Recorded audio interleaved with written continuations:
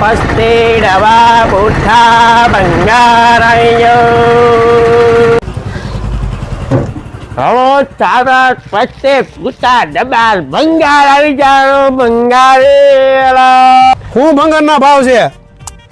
જૈનના દવાના 15 અને ગોળના દવાના 10 પોટા ને 5 ના 8 રૂપિયા આપવાના છે આપણે. પતરાના પતરા નથી લેતા ભાઈ, પતરા નહીં, પતરા નહીં, મોટો ભંગાર જ લેવાનો છે.